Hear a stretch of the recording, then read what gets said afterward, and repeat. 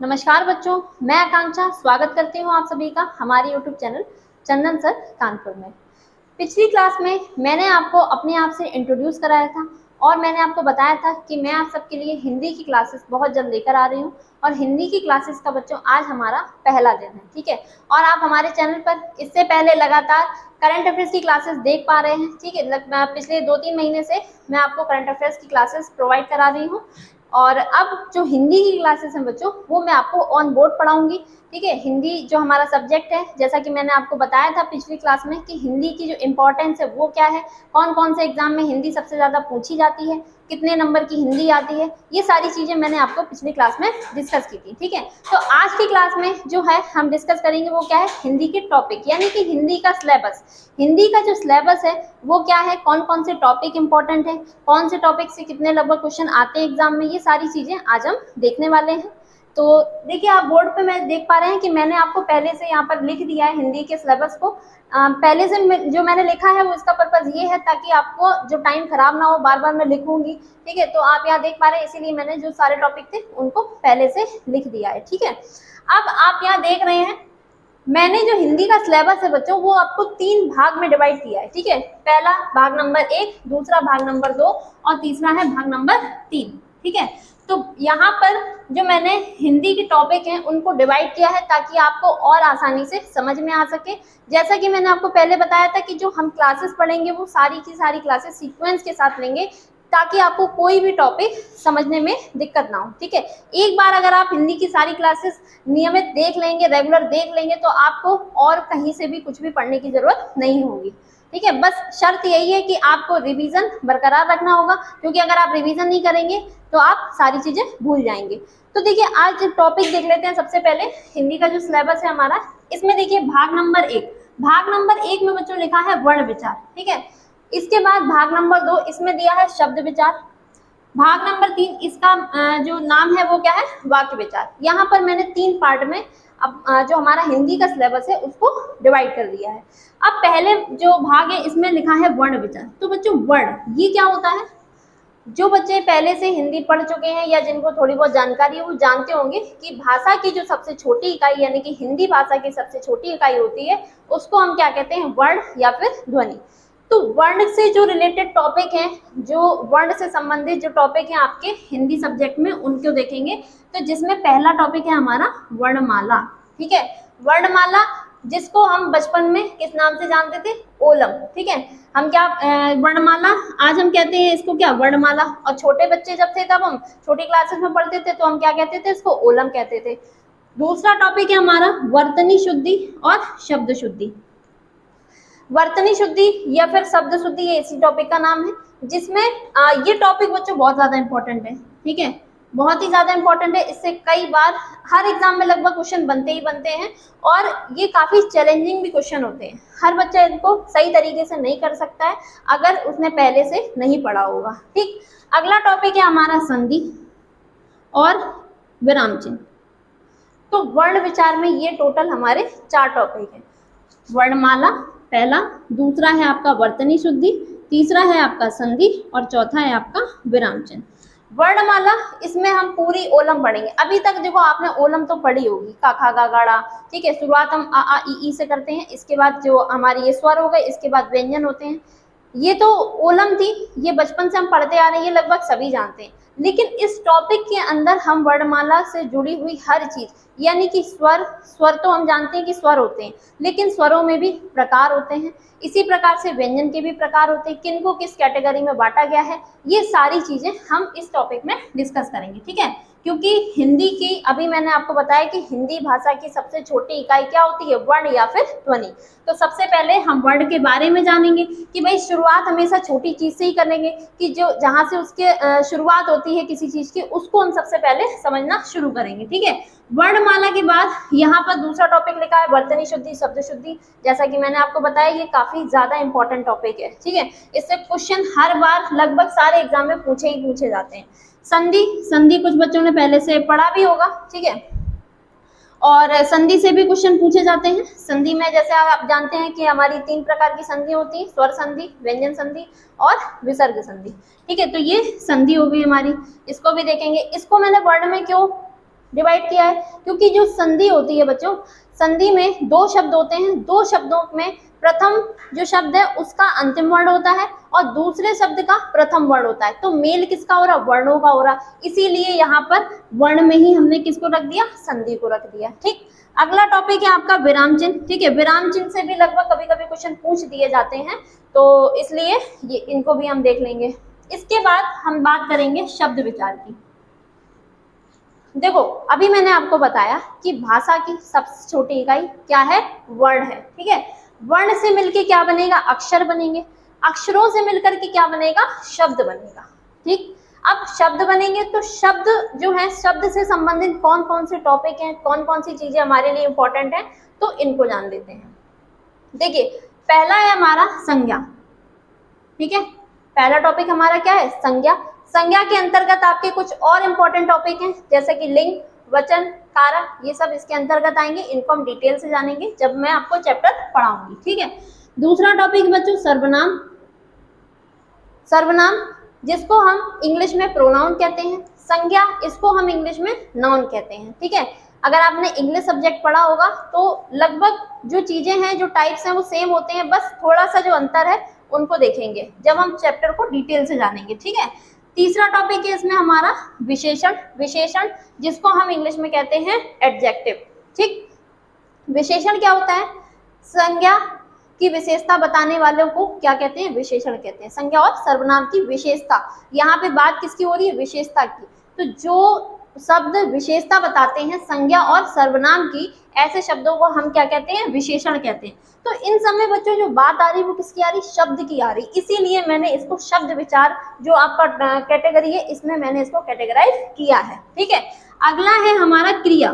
ठीक है, क्रिया, क्रिया के अंतर्गत आपके दो आपके जो टॉपिक है इससे आते हैं, काल और वाच्य।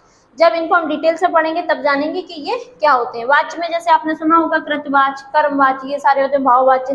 ठीक है, काल यानी कि समय की बात कर रहे हैं, तो जैसे क्रिया आपकी डिवाइडेड होती है, टेंस आपने पढ़े होंगे इंग्लिश में। ठीक है, वहां पे टेंस जो होते हैं, जैसे आपने प्रेजेंट, पास्ट, फ्यूचर पढ़ा होगा, तो इसी तरीके से हिंदी में भी काल होते हैं। हिंदी में काल जैसे वर्तमान काल, भूतकाल, भविष्य काल, इसके आधार पर जो क्रियाएं होती हैं इनको भी हम डिस्कस करेंगे जब हम चैप्टर को डिटेल से पढ़ेंगे। ठीक है, इसके बाद देखिए अगला टॉपिक है क्रिया विशेषण। क्रिया विशेषण जो क्रिया की विशेषता बताते हैं, ऐसे शब्दों को हम क्या कहते हैं? क्रिया विशेषण कहते हैं। तो ये अगला टॉपिक हो गया हमारा। ठीक है, यहाँ तक समझ में आ गया होगा आपको। इसके बाद हम बात करेंगे समास की। ठीक है, समास बच्चों ये क्या है? समास भी एक समास, और अगला टॉपिक है उपसर्ग और प्रत्यय।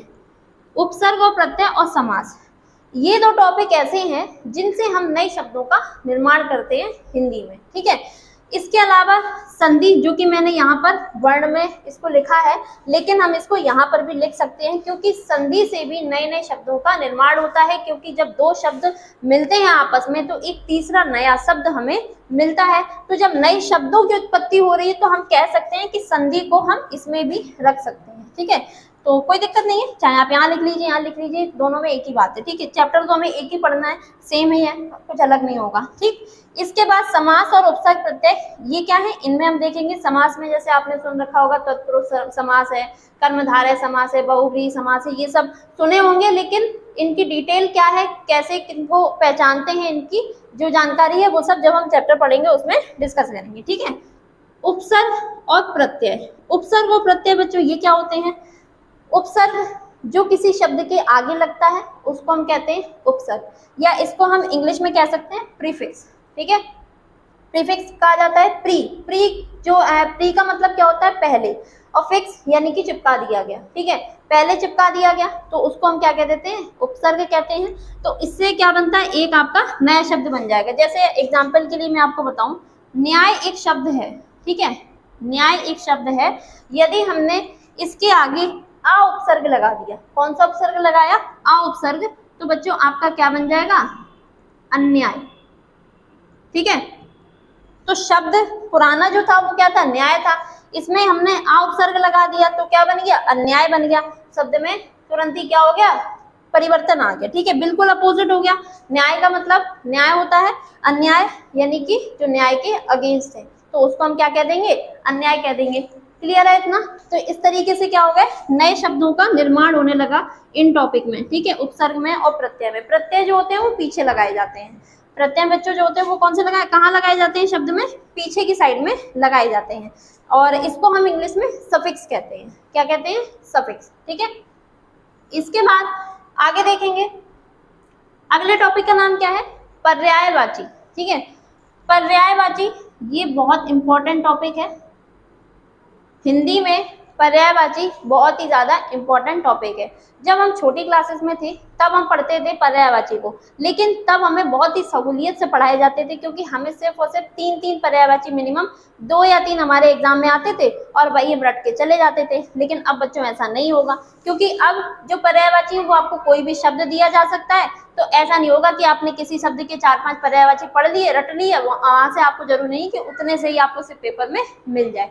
तो पर्यायवाची जो है इनको थोड़ा सा मुश्किल होता है याद करना, लेकिन मैं आपको जब क्लास में पढ़ाऊंगी तो आपको काफी मजा आएगा पढ़ने में, ठीक है, कि कैसे हम इनको याद कर सकते हैं। मैं आपको ट्रिक के साथ याद कराऊंगी, और जो शब्द होते हैं उनके मतलब भी बताऊंगी, कि कभी कभी अगर आप अर्थ समझ जाते हैं शब्दों का तो आपको याद करने में आसानी होती है, ठीक है।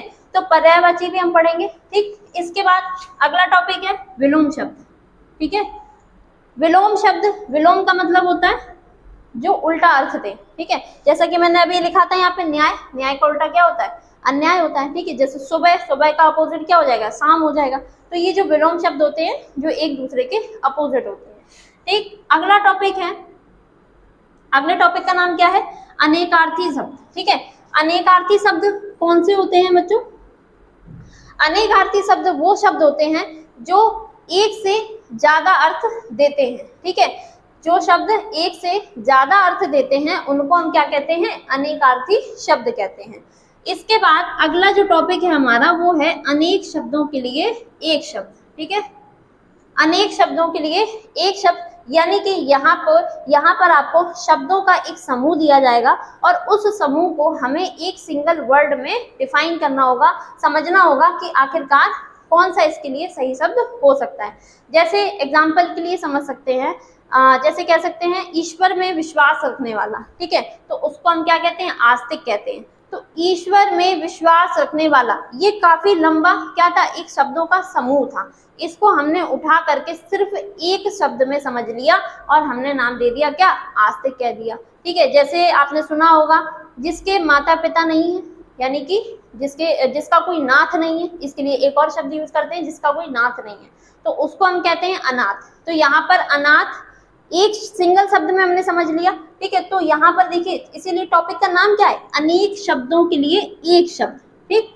तो ये हमारा टॉपिक है और ये भी बहुत ही ज्यादा इंपॉर्टेंट है, सभी एग्जाम में लगभग कुछ एक ना 2 या क्वेश्चन आते ही आते हैं, ठीक है। अगला है आपका युग्म शब्द। युग्म शब्द या इसको हम दूसरे नाम से भी जानते हैं सम श्रुति भिन्नार्थक शब्द, ठीक है। इसका जो दूसरा नाम है वो क्या है, सम श्रुति भिन्नार्थक शब्द। युग्म शब्द बच्चों वो शब्द होते हैं जिनमें शब्द देखने में एक जैसे लगते हैं, जबकि कह सकते हैं पढ़ने में, देखने में तो नहीं बल्कि कह सकते हैं कि पढ़ने में और सुनने में एक जैसे लगते हैं, लेकिन उनको जब सही से लिखा जाता है तो उनके अर्थ में क्या हो जाता है, अंतर हो जाता है, ठीक है। इसका एक एग्जाम्पल मैं आपको बताती हूँ तब आपको अच्छे से समझ में आएगा। आपने अंश और अंश इन दोनों ही शब्दों को देखा होगा, है ना, देखा तो होगा ही, ये वाला अंश भी देखा होगा और नीचे लिखा ये भी अंश देखा होगा। बस यहाँ पे अंतर जो है वो किसका है, सा का है, ठीक है। यहाँ पर ये वाला सा है, सा सपेरा जिसको हम कहते हैं, और ये आपका सीटी वाला सा है, ठीक है। तो बच्चों ये जो पहला आपका अंश लिखा है इसका मतलब क्या होता है, इसका अर्थ होता है कंधा। क्या होता है, कंधा। दूसरा जो लिखा है आपका अंश, अंश का मतलब होता है भाग या अवयव कह सकते हैं, यानी कि पार्ट। जैसे कि मैंने आपको यहाँ पर ये भाग लिखे है ना, ये वही बात हो रही है, ठीक है, भाग, ठीक है। अंश का मतलब क्या होता है, भाग, या इसको पार्टीशन भी कह सकते हैं। और ये वाला जो अंश है इसका मतलब कंधा, कंधा यानी कि सोल्जर जो हमारे होते हैं यहाँ पर, ठीक। तो अब आप देख पा रहे हैं ये 2 शब्द थे, देखने में एक जैसे लग रहे, पढ़ने में एक जैसे लग रहे, लेकिन इनका क्या है, अर्थ बदल गया, ठीक है। मैंने आपको यहाँ पर देखिए टॉपिक का नाम बताया समश्रुति भिन्नार्थक शब्द। समश्रुति, सुनने में समान लगते हैं। भिन्नार्थक, यानी कि जब अर्थ निकालते हैं तो वो भिन्न तरीके से अर्थ निकालते हैं, तो यानी कि उनके अर्थ बदल जाते हैं। और युग्म शब्द का मतलब है जोड़े में दिए जाते हैं। इनसे पेपर में क्वेश्चन बनते भी हैं आपके कई बार, ठीक है, तो इनको अच्छे से पढ़ना, याद कर लेना आप, ठीक है। जब मैं आपको पढ़ाऊंगी तब आप देखना सारी क्लासेस में। आगे देखेंगे, अगला टॉपिक देख लीजिए। अगला टॉपिक बच्चों है तत्सम और तद्भव, ठीक है। अगले टॉपिक का नाम क्या है? तत्सम और तद्भव। ये टॉपिक भी इंपॉर्टेंट है। टॉपिक तो सारे इंपॉर्टेंट है, इसीलिए मैंने यहाँ पे लिखे भी हैं, क्योंकि सबसे ही क्वेश्चन लगभग एग्जाम में पूछे जाते हैं, ठीक है। तत्सम और तद्भव बच्चों ये क्या होते हैं? इनमें कभी कभार बच्चों को ना कंफ्यूजन हो जाता है कि कौन से तत्सम होते हैं, कौन से तद्भव होते हैं। तो यहाँ पे जो पहला है तत्सम, ठीक है। सम संस्कृत, समान है, किसके? संस्कृत के समान। तो जो शब्द संस्कृत की भाषा से ज्यों के त्यों लिए गए हैं उनको हम क्या कहते हैं? तत्सम कहते हैं। और जिनका हमने क्या कर दिया? रूप परिवर्तन कर दिया, जैसे हम कह सकते हैं लोकल भाषा के अनुसार, जो आजकल की बोली है उसके अनुसार जब शब्दों में थोड़ा सा परिवर्तन हो जाता है तो वो आपके शब्द कौन से बन जाते हैं? तद्भव बन जाते हैं, ठीक है। जैसे इसके लिए आप एग्जाम्पल में समझ सकते हैं सूर्य, ठीक है। तो सूर्य बच्चों ये आपका किस कैटेगरी में आएगा? तत्सम में आएगा, ठीक है। सूर्य शब्द को हम क्या कहेंगे? तत्सम कहेंगे। लेकिन अगर हम इसको तद्भव देखते हैं तो हम इसको कहते हैं सूरज, ठीक है। तो अगर आपसे पूछा जाए कि सूरज तत्सम है या तद्भव, तो आप बताएंगे तद्भव, ठीक है, तद्भव। और तत्सम सूर्य, सूर्य आपका क्या हो गया? तत्सम हो गया। तत्सम वो शब्द हैं जो संस्कृत भाषा के शब्द होते हैं, और तद्भव वो शब्द होते हैं जो संस्कृत भाषा के बाद, शब्द तो वही थे लेकिन हमने उनको क्या कर लिया, एक जैसे कह सकते हैं कंफर्ट जोन में जाकर के बोलने के लिए हमने शब्द का थोड़ा सा परिवर्तन कर दिया ताकि हमें बोलने में मुश्किल कम आए। तो ये जब हो जाता है तो आपका शब्द में थोड़ा सा परिवर्तन हो जाता है और तत्सम से शब्द कैसा बन जाता है? तद्भव शब्द बन जाता है, ठीक। और इसी में ही आपका देखिए मैंने यहाँ पे लिख दिया है देशज और विदेशज। जब हम तत्सम तद्भव पढ़ेंगे तब हम ये दो टॉपिक भी एक बार क्लियर कर लेंगे, क्योंकि देशज और विदेशज शब्द ये वो शब्द यहाँ पर इनमें शब्दों की कैटेगरी होती है, ठीक है। जैसे आपको कोई शब्द दे दिया जाएगा फिर आपसे पूछा जाएगा ये कौन सी भाषा के शब्द हैं, ठीक है। अब भाषा जैसे कि कई सारे शब्द जो हम अपनी आम बोलचाल में इस्तेमाल करते हैं जिन शब्दों का, उसमें जरूरी नहीं है कि सारे जो शब्द हो आपके हिंदी भाषा के ही हो। कई सारे शब्द ऐसे भी होते हैं जो आपके दूसरी भाषाओं से लिए जाते हैं, ठीक है। अब दूसरी भाषाएं कौन कौन सी हैं? देखो हम जानते हैं कि हमारे यहाँ पे भारत में लगभग जैसे कह सकते हैं आज से 400-500 साल पहले क्या होता रहा? व्यापार होता रहा है, ठीक है। व्यापार तो चलता ही रहता है अन्य देशों के साथ। तो लगातार क्या था, अगर हम बात करें यूरोपियन देशों की, ठीक है, तो यूरोपीय देशों के अलावा भारत पे मुगलों का भी शासन रहा है। तो जब मुगल थे तो उस टाइम पे वो भी अपनी क्या भाषा इस्तेमाल करते थे। जब भाषा इस्तेमाल करते थे उनकी भाषा अरबी फारसी ये सारी होती थी, ठीक है। तो कई सारे शब्द ऐसे हैं जो उस टाइम से वही शब्द चले आ रहे हैं, ठीक है। तो कई सारे शब्द ऐसे हैं जो हम आम बोलचाल भाषा में इस्तेमाल करते हैं वो लेकिन हिंदी भाषा के ना होकर के हमारी दूसरी किसी अन्य भाषा के होते हैं। और जैसे कि आप जानते हैं कि यूरोपीय देशों का जब आगमन हुआ है तो कई सारे यूरोपीय देश यहाँ पर आकर क्या किया है, इन्होंने अपना शासन किया है।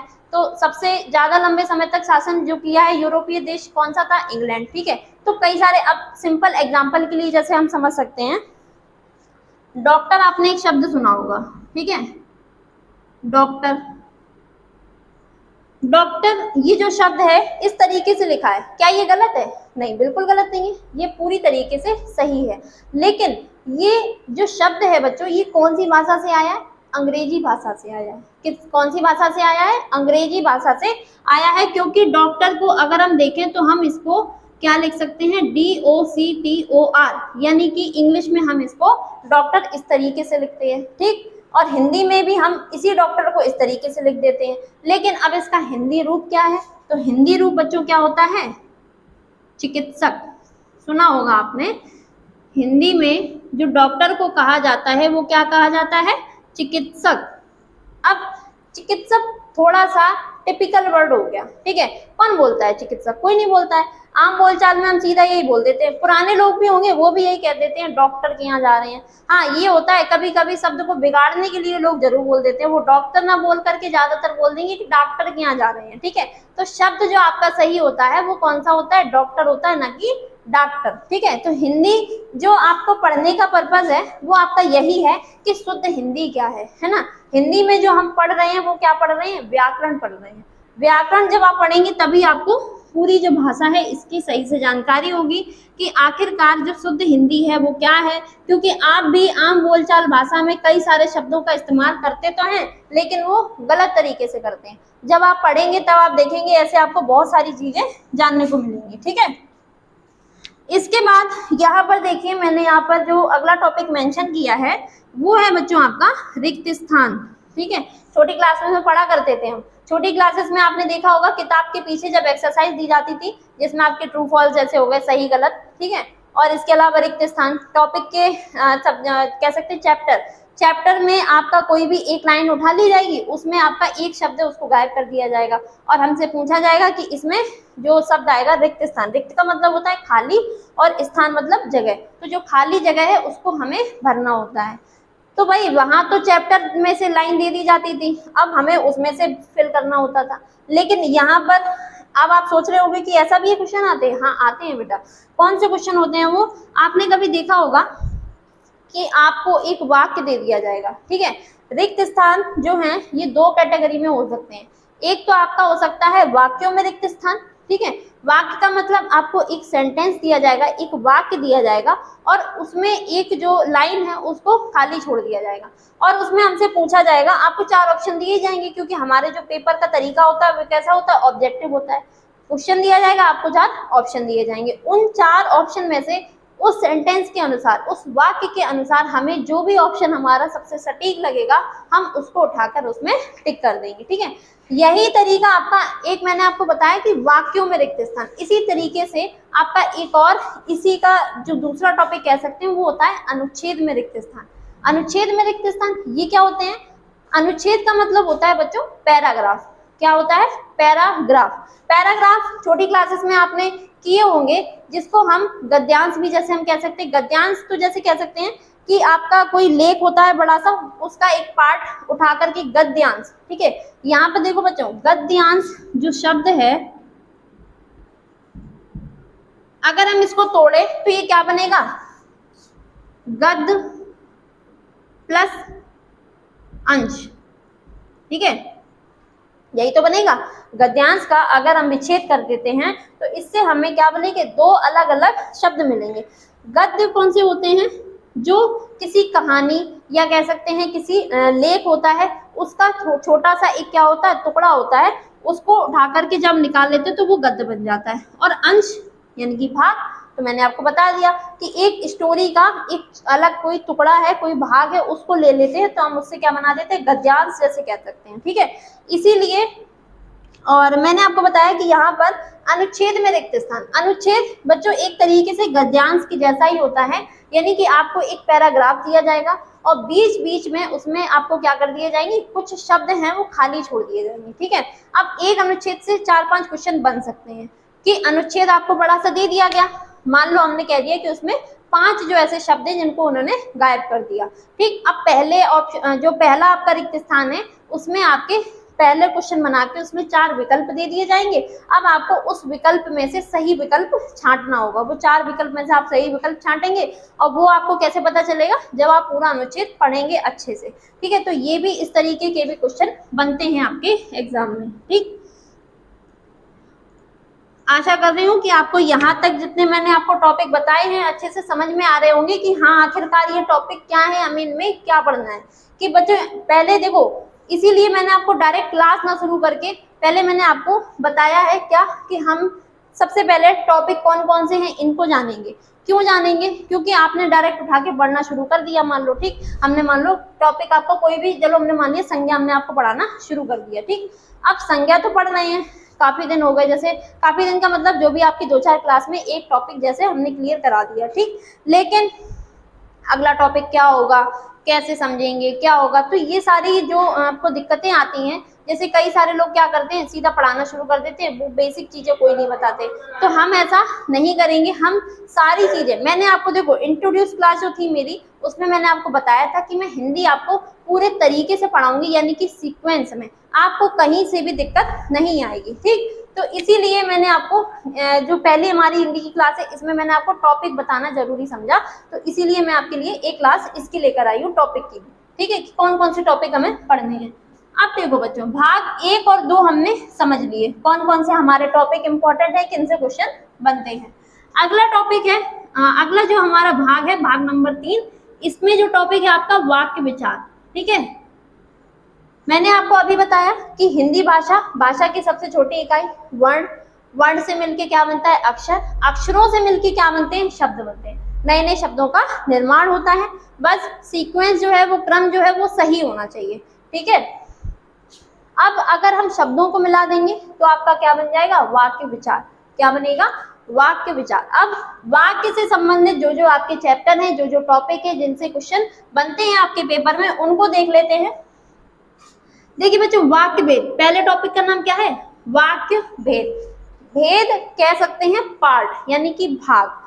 कितने वाक्य के भेद होते हैं। सीधा अगर आपके सामने एक सेंटेंस दे दिया जाए, यानी कि एक वाक्य दे दिया जाए, तो क्या सिर्फ वो अपने आप में एक ही चीज है, सिर्फ एक वाक्य है, ऐसा नहीं होता है बच्चों। वाक्य के भी क्या होते हैं, अलग अलग भेद होते हैं। जैसे आपने सुना होगा उपवाक्य, यानी कि वाक्य का एक छोटा सा टुकड़ा, एक छोटा सा हिस्सा, जिसको हम क्या कह सकते हैं, उपवाक्य कह सकते हैं। इसके अलावा आपने सुना होगा पद। ठीक है, पद क्या होते हैं, पदबंध क्या होते हैं। तो यही सारी चीजें तो हम इस टॉपिक में पढ़ेंगे। ठीक है, ये जो टॉपिक है हमारा वाक्य भेद, सारी चीजें हम एक एक करके सबको पढ़ेंगे। आपके जितने भी डाउट है, जो भी नए नए आपको शब्द, जब कभी आप हिंदी पढ़ने बैठते होंगे तो आपको लगता होगा ये क्या होता है, ये कहाँ से हमें मिलेगा पढ़ने को, तो आपको जब आप मेरी सारी क्लासेस हिंदी की ले लेंगे ना, आपको कहीं से भी कोई भी दिक्कत नहीं आएगी। ठीक है बच्चों, इसके बाद देखिए अगला टॉपिक है हमारा वाक्य शुद्धि। वाक्य शुद्धि, यहाँ पर देखिए मैंने आपको लिखा था वर्तनी शुद्धि, यानी कि शब्द शुद्धि। वर्तनी शुद्धि, शब्द शुद्धि, जब हम शब्द को सही करके लिखते हैं, हमें अशुद्ध शब्द दिया जाता है, हमें उसको क्या करना होता है, सही शब्द लिखना होता है। जैसे मैंने आपको ये इंपॉर्टेंट टॉपिक बताया बहुत ही ज्यादा, इसी तरीके से आपके लिए ये भी टॉपिक काफी ज्यादा इंपॉर्टेंट है। ठीक है, और ये तो काफी ज्यादा चैलेंजिंग भी हो जाता है, क्योंकि जब आप चार आपको ऑप्शन दिए जाएंगे और वहां पर आपको 4 अलग अलग सेंटेंस, यानी कि वाक्य दिए जाते हैं। जब आप चारों वाक्य पढ़ते हो तो आपको लगता है सारे सही है, या फिर आपको लगता है सारे ही गलत है। ठीक है, लेकिन इनके भी तरीके होते हैं। और शुद्धि कब आती है बच्चों, जब आपको ग्रामर की पूरी नॉलेज अच्छे से होगी, जब आप हिंदी को पूरे तरीके से पढ़ेंगे, क्योंकि हिंदी इन्हीं सब चीजों से तो मिलकर बन रही है। किसी भी चीज को आप पढ़ोगे तो उसमें क्या क्या है, जैसे मैंने आपको बताया संज्ञा, सर्वनाम, विशेषण, ये सारे क्या है, हिंदी व्याकरण के पार्ट हैं, इनके हिस्से हैं। तो इनको जब हम डिटेल से पढ़ लेंगे, जब हमारी कोई चीजें जो डाउट वाली है वो बचेंगी ही नहीं, तो फिर आपको मुश्किल इसमें भी नहीं आनी है। ठीक, तो जब हम टॉपिक पे पहुंचेंगे, और ये इसीलिए मैंने यहाँ पर लास्ट में लिखा है, ताकि आपको ये सारी चीजें जब हम पढ़ लेंगे, सारी चीजें समझ लेंगे, तो आपको समझने में दिक्कत नहीं होगी कि हिंदी का जो तरीका है वो शुद्ध क्या है, शुद्ध हिंदी कैसे हम पढ़नी होती है, ये सारी चीजें हम जानेंगे। ठीक है, अगला टॉपिक देखते हैं। अगले टॉपिक का नाम है बच्चों मुहावरे एवं लोकोक्ति। ये तो लगभग सभी जानते हैं। ठीक है, मुहावरे और लोकोक्ति ये क्या होता है, इसमें भी मैंने ये जो टॉपिक है आपका, ये मैंने आपको वाक्य विचार वाली जो कैटेगरी है इसमें रखा है। क्योंकि मुहावरे और लोकोक्ति में क्या होता है, एक वाक्य दिया जाता है, ठीक है, हमें उसका अर्थ बताना होता है। ठीक है, पेपर में यही बनता है। छोटी क्लासेस में भी हम मुहावरे पढ़ते थे। आपकी क्लास में जैसे आपने देखा होगा कि छोटे क्लास में हम क्या करते थे, हमें मुहावरा दिया जाता था, हमें वो सारी चीजें याद कराई जाती थी कि उसका अर्थ क्या होता है। फिर इसके बाद मुहावरे के बाद हम अर्थ लिखते थे, और इसके बाद हम उसमें वाक्य प्रयोग भी करते थे। वाक्य प्रयोग में हम क्या करते थे कि जो कहावत, जो मुहावरा, जो लोकोक्ति हमें दी जाती थी, उसी से संबंधित हमें एक वाक्य बनाना होता था। करते थे ना ऐसा, तो वही चीज है। तो अब हमारे लिए क्या जरूरी हो जाता है, मुहावरे और लोकोक्ति में हमें सिर्फ और सिर्फ जो समझना होता है वो अर्थ समझना होता है, क्योंकि वाक्य प्रयोग एक प्रैक्टिकल चीज है। क्योंकि छोटे में हमें चीजें जो होती हैं वो डिटेल से समझाने के लिए कि आप उनको कैसे समझ के कर पाएंगे, कैसे समझ पाएंगे, तब इसीलिए छोटे में हमें क्या किया जाता था, मुहावरे का वाक्य में प्रयोग करना भी सिखाया जाता था कि हम एक्चुअली में जो वाक्य में किस तरीके से कौन सी जगह पे कौन सा मुहावरा सटीक हमारे लिए बैठेगा। ठीक है, जैसे आपने सुना होगा जनरली बेसिक सी कहावत है, जैसे ऊंट के मुंह में जीरा। ठीक है, ऊंट ऊंट का मतलब क्या है, इतना बड़ा ऊंट होता है। अब जीरा, जीरे के दाना अगर आप देखें तो बिल्कुल छोटा सा होता है, तो इतने बड़े ऊंट के मुंह में छोटा से जीरे का दाना, मतलब क्या हो गया। जैसे ऊंट, आपने एक और सुना होगा, जैसे कह सकते हैं, अभी दिमाग में देखिए आ रहा था, चलिए कोई नहीं, तो जब हम पढ़ेंगे इनको देख लेंगे, अच्छे से समझ लेंगे। ठीक है, आगे देखिए, आगे अगला टॉपिक का नाम है वाक्य में क्रमबद्धता।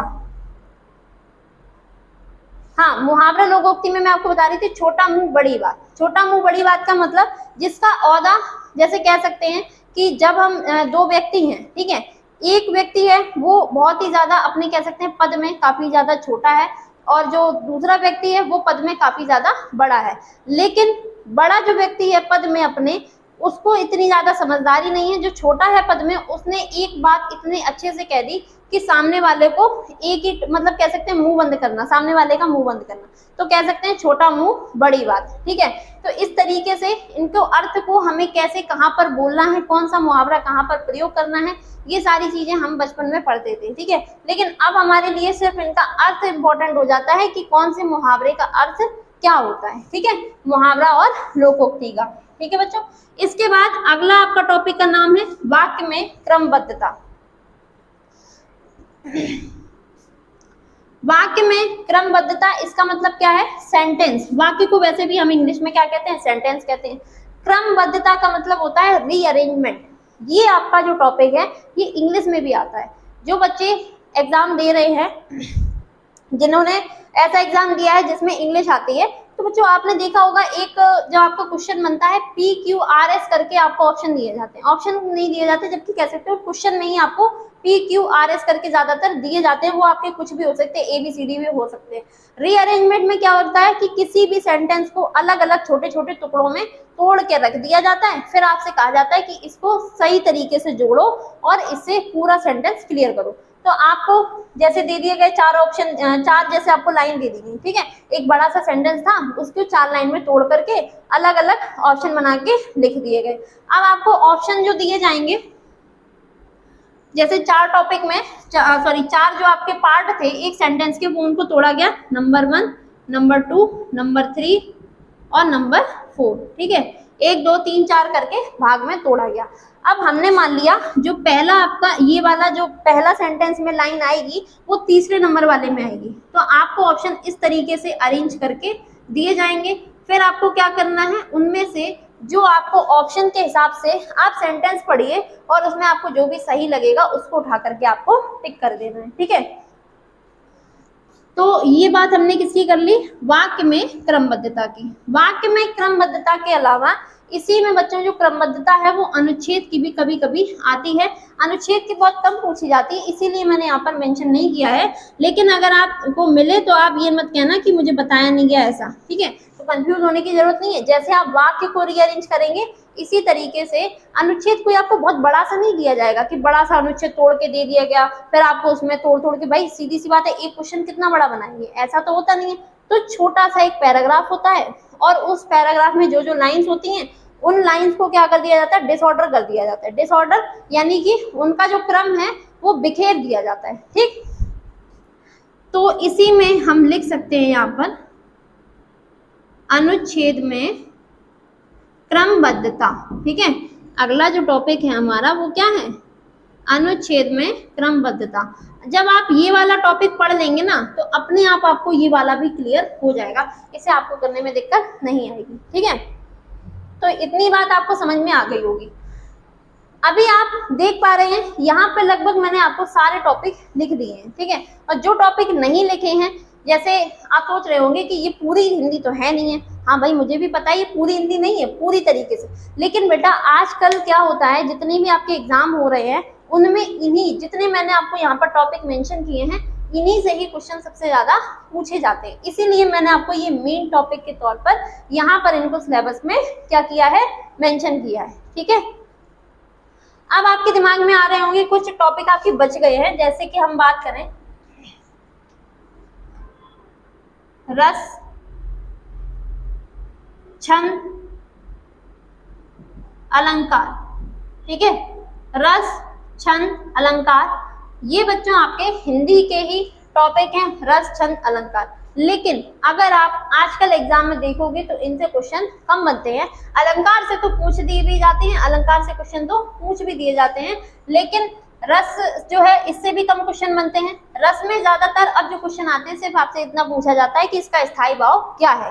ठीक है, तो आप चिंता मत करिए, परेशान मत होइए, छोड़ूंगी मैं कुछ भी नहीं। ये हमारे इंपॉर्टेंट टॉपिक है, तो पहले जो हमारी क्लासेस आएंगी वो इन टॉपिक्स की आएंगी। जो भी मैंने ऐसा नहीं है कि मैंने ये जो सीक्वेंस लिखा है कि मैं इसी के हिसाब से पढ़ाऊंगी, हाँ ये है इस तरीके से पढ़ाऊंगी कि आपको कोई भी जैसे मैंने आपको एक टॉपिक पढ़ा दिया, मान लो उस टॉपिक से संबंधित दूसरे टॉपिक में जानकारी देनी थी, तो फिर आप सोचोगे कि मुझे ये तो समझ में नहीं आ रहा क्योंकि मैंने पिछला टॉपिक नहीं पढ़ा है। तो इस तरीके से सीक्वेंस नहीं बिगड़ेगा। ठीक है, मैं आपको इस तरीके से पढ़ाऊंगी कि आपको किसी भी टॉपिक को समझने में कोई दिक्कत नहीं आएगी। क्लियर है इतना? तो यहाँ पर जो बच्चों ये तीन टॉपिक आपके मेन बचते हैं, रस, छंद, अलंकार, तो इनको भी हम समझेंगे सबसे बाद में, इनकी क्लासेस लेंगे जब हमारी ये सारे टॉपिक कंप्लीट हो जाएंगे। ठीक है, अगर आपको बहुत ज्यादा लगता है कि इनकी भी क्लासेस आनी चाहिए इनके बीच में, तो वो तब देख लिया जाएगा। ठीक है, पहले तो हम शुरुआत करेंगे अपने मेन टॉपिक के साथ में। ठीक है, तो आज की क्लास में मैंने आपको जो हिंदी का सिलेबस है बच्चों वो पूरा डिस्कस कर लिया। ठीक है, हिंदी की अगर इम्पोर्टेंस जो मैंने आपको थी वो तो सब लगभग बता ही दिया था कि हिंदी के जो क्वेश्चन है वो सबसे ज्यादा आते हैं, कौन से एग्जाम में आते हैं, कितना वेटेज रहता है क्वेश्चन का, ये सब कुछ मैंने आपको बताया था पहले भी। ठीक है, अब जो आज की क्लास में हमने हिंदी का सिलेबस जान लिया कि सिलेबस में आखिर क्या है। भाई सिलेबस बताने का जो मतलब है वो क्या है कि आप जब पढ़ना शुरू करो, ये तरीका होता है, किसी भी आप सब्जेक्ट को पढ़ना शुरू कर दिए, ठीक है, लेकिन आपको उनके चैप्टर्स ही नहीं पता है। ठीक है, जैसे हमने मान लो एक एग्जांपल ले लिया, जीएस एक कितना बड़ा टॉपिक है। ठीक है, जीएस आप जानते हैं, जीएस के अंतर्गत ही कई सारे सब्जेक्ट आते हैं। जीएस के अंतर्गत जैसे हम बात करें, जैसे ज्योग्राफी है, ठीक है, ज्योग्राफी हो गया, हिस्ट्री हो गया, है ना, पॉलिटी हो गया, और वगैरह वगैरह बहुत सारे होते हैं। इसके अलावा कंप्यूटर है, साइंस है, लगभग सभी इसमें आ जाते हैं। ठीक है, जैसे हम बात करें ज्योग्राफी की, ज्योग्राफी मान लो आपने पढ़ना शुरू कर दिया, जब ज्योग्राफी आपने पढ़ना शुरू किया, अब जियोग्राफी है क्या आपको पता ही नहीं है, ज्योग्राफी में हमें पढ़ना क्या है। तो पहले हमेशा ये तरीका होता है बेटा कि किसी भी सब्जेक्ट को आप पढ़िए तो सबसे पहले हमें ये जानना है, ये जानना जरूरी है कि आखिरकार हमारे सिलेबस में क्या है, आप किस एग्जाम के लिए पढ़ रहे हैं। ठीक है, और कौन से एग्जाम में कौन सी चीजें ज्यादा पूछी जाती हैं। तो ये तरीका होता है किसी भी सब्जेक्ट को पढ़ने का। इसीलिए मैंने आपको पहली क्लास में हिंदी की जो हमारी आज की ये पहली क्लास है, इसमें मैंने आपको सारे टॉपिक बताए डिटेल के साथ। ठीक है, कि कौन सा टॉपिक क्या है, बेसिक जानकारी मैंने आपको लगभग दी है। अब इनकी जो डिटेल है वो हम आपको जब चैप्टर वाइज शुरू करेंगे क्लासेस, उनमें सारी चीजें एक एक चीजों को डिस्कस करते हुए चलेंगे। ठीक है, तो इतना आशा कर रही हूँ कि आपको अच्छे से समझ में आ गया होगा। ठीक है, अब जो हमारी अगली क्लास है वो आपकी हो सकता है इस टॉपिक से ना होकर के पहले मैं आपको भाषा के बारे में बताऊंगी। हिंदी भाषा से जो संबंधित आपकी मुख्य जानकारी है, जिनसे एग्जाम में भी कभी कभी क्वेश्चन पूछ दिए जाते हैं।